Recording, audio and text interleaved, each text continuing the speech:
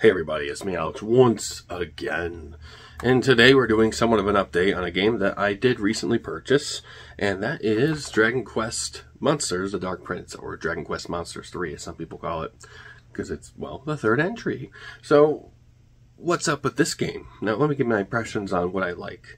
I do like the monster battles. I do like the, just the gameplay loop of having to level up monsters, and then you have to fuse them, then you get stronger monsters, and you have to level them up and then fuse those again. It's a very interesting loop to make stronger monsters. I like that. And the idea of exploring just areas where you can fight monsters is fun in itself as well. But, that's all I can really go with the positives right now. The story is the music is... They need more music. They need to add different music options in this game at some point, because I'm so tired of hearing the battle theme. I have the first 3 to 5 seconds of it memorized in my head now. It's so annoying. But that's what it's like for every Dragon Quest game. But this one's just more obvious. So what are the problems with this?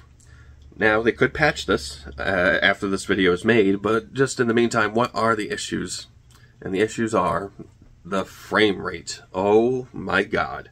There are certain areas where it does run at a solid 30, but the areas that you mostly will be going to, which are the open areas where all the monsters are, it's gonna lag. But it doesn't really bother me as much as Pokemon Scarlet and Violet. It's just, it comes and it goes, comes and goes. It's not like those other games where it's constantly under 30. So that's why it's not too bad. I can deal with it.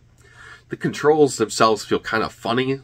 This was made in the Unity engine, so I'm assuming that might be part of the reason why things feel a little funky. Moving around, you feel like you have no weight. No weight whatsoever.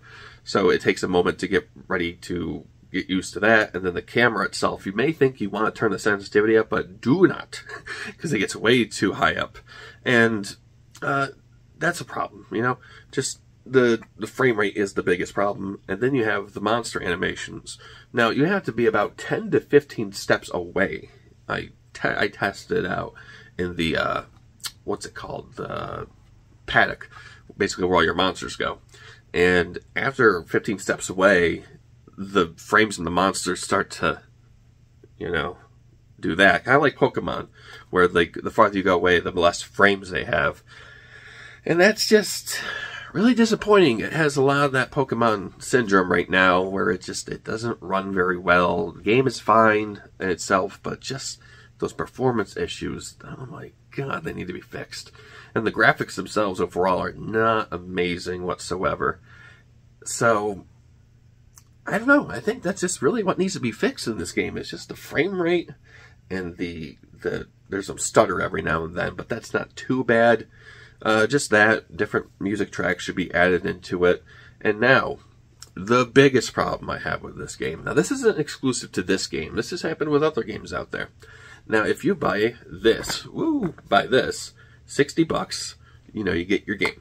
Good for you. And then there's DLC on top of that, which ends up being around $20-ish or so, which I don't really like the idea that these items that you get in the DLC or features are actually super useful. So you kind of have a paywall to hey, you want to get things done a little faster or a little more convenient for you, get some extra items.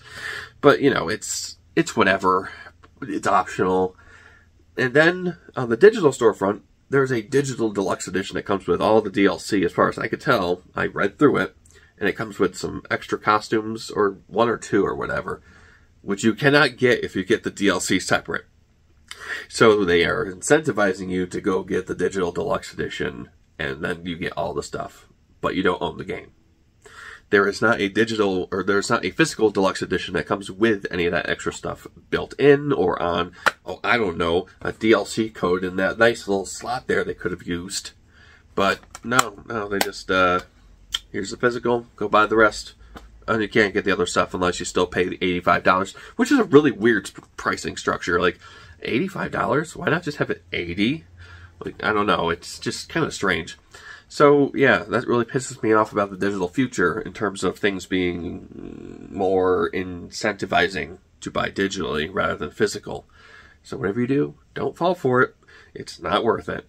You'd rather want to own this and sell it someday if you don't like it than just get some extra costumes and extra little bits just for getting the digital deluxe edition. So, yeah, that's all I have to say about the game. Other than that, great game. Performance issues out the ass. Anyway, my name is Alex, and I'll see you next time. Farewell.